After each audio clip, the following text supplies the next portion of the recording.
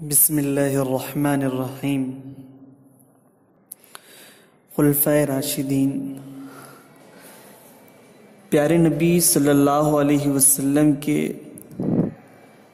10 صحابہ بڑے مشہور ہوئے جن کو عشرہ مبشرہ کہا جاتا ہے، یعنی نبی اکرم صلی اللہ علیہ وسلم نے ان کو دنیا ہی میں جنت کی خوشخبری سنا دی تھی۔ اور ان 10 صحابہ میں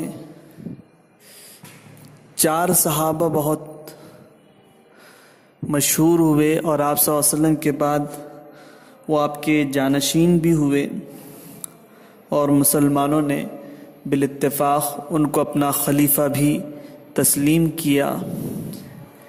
ان کی دور خلافت تقریباً 30 سال قائم رہی، جن میں سب سے مشہور حضرت ابوبکر رضی اللہ تعالیٰ عنہ، پھر ان کے بعد حضرت عمر رضی اللہ تعالیٰ عنہ، پھر ان کے بعد حضرت عثمان بن عفان رضی اللہ تعالیٰ عنہ، پھر اس کے بعد حضرت علی رضی اللہ تعالیٰ عنہ مسلمانوں کے خلیفہ منتخب کیے گئے۔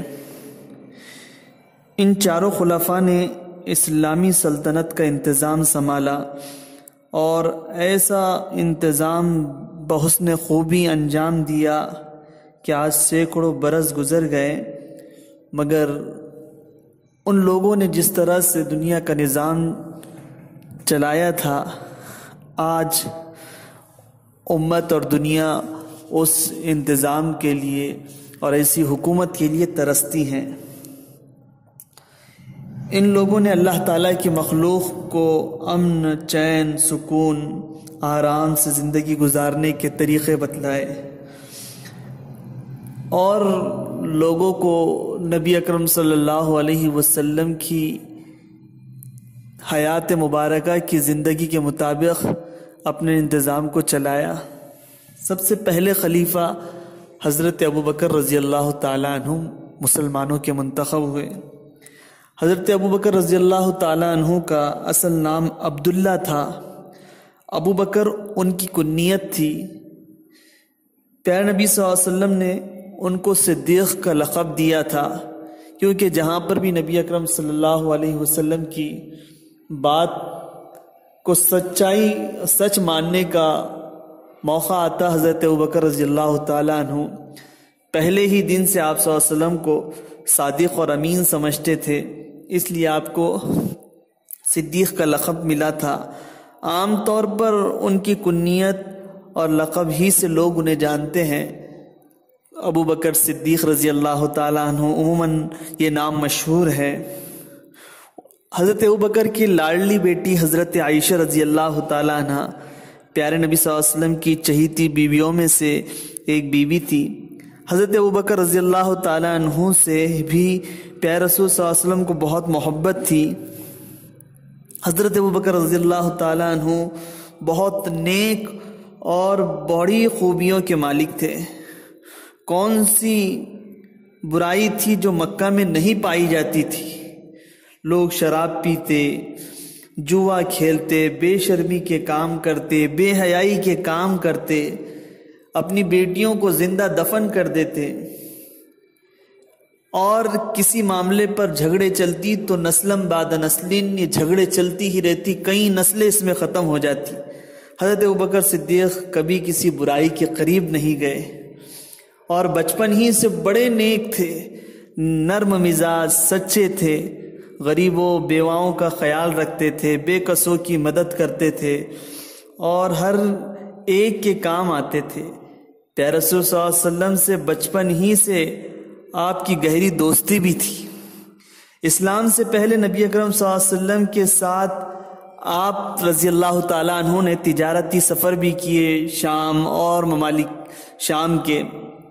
پیارے نبی صلی اللہ علیہ وسلم کو جب اللہ تعالیٰ نے نبی مقرر کر دیا تو مردوں میں سب سے پہلے آپ صلی اللہ علیہ وسلم پر اسلام لانے والے حضرت ابوبکر صدیق رضی اللہ تعالیٰ عنہ ہیں۔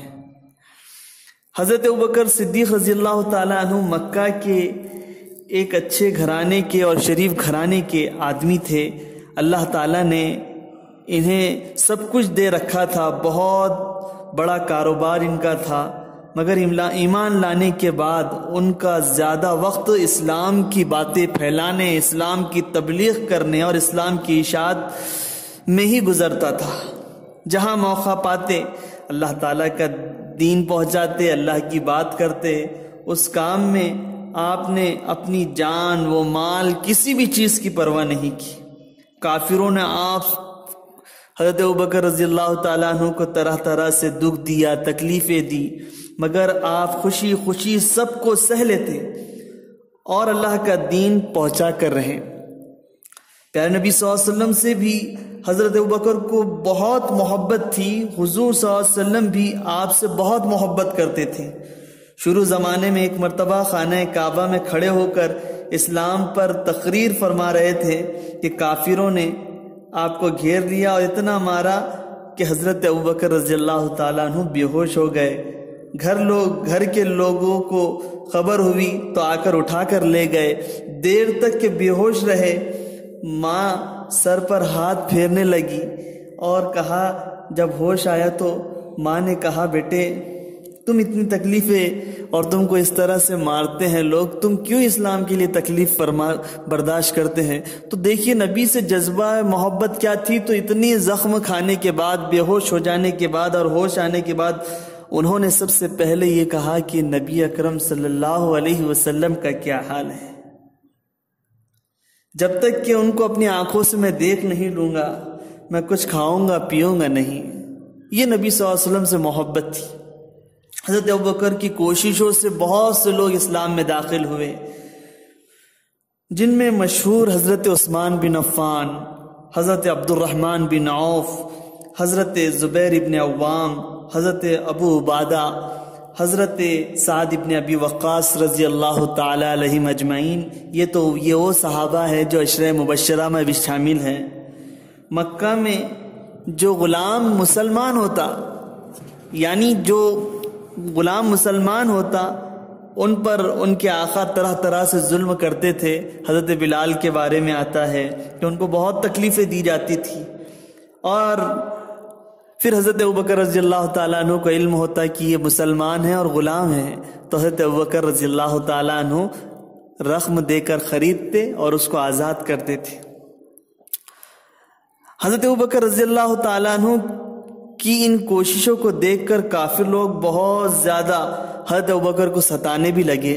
چنانچہ حضرت ابوبکر نے پیارے نبی صلی اللہ علیہ وسلم سے مدینہ جانے کی اجازت چاہی کہ اب میں مکہ میں رہ نہیں سکتا، مجھے بہت زیادہ تکلیفیں دی جا رہی ہیں۔ لیکن نبی اکرم صلی اللہ علیہ وسلم نے فرمایا، جلدی نہ کرو، جب سارے جہاں کے سردار نبی اکرم صلی اللہ علیہ وسلم کو بھی ہجرت کا حکم دیا جائے گا تو آپ میرے ساتھ چلنا۔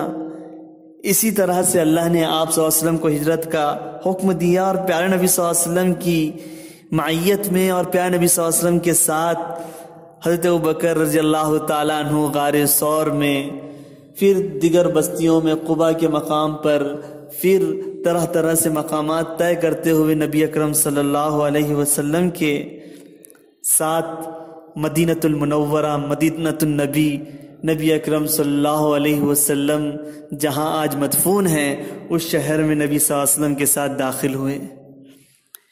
حضرت ابوبکر رضی اللہ تعالیٰ عنہ وہ صحابی ہیں کہ پیارے نبی صلی اللہ علیہ وسلم نے اپنی بیماری کے زمانے میں حضرت ابوبکر رضی اللہ تعالیٰ عنہ ہی کو اپنی جگہ امام بھی بنایا تھا۔ اسی لیے مسلمانوں نے پیارے نبی صلی اللہ علیہ وسلم کے بعد حضرت ابوبکر رضی اللہ تعالیٰ عنہ کو اپنا پہلا خلیفہ چنا۔ خلیفہ ہونے کے بعد دن رات آپ رعایا کی خدمت میں لگے رہتے، سادہ زندگی گزارتے، سب کے آرام اور چین میں آپ اپنا وقت گزارتے، اسلام کو پھیلانے کی برابر کوشش میں لگے رہتے۔ آپ کی خلافت 2 سال 3 مہینے 10 دن رہی۔ آپ کی خلافت 2 سال 3 مہینے 10 دن رہی، لیکن ان تھوڑے دنوں میں ہی آپ نے اللہ کی مخلوق کو وہ آرام اور سکون پہنچایا کہ دنیا آج تک کے اس زمانے کو ترستی ہے۔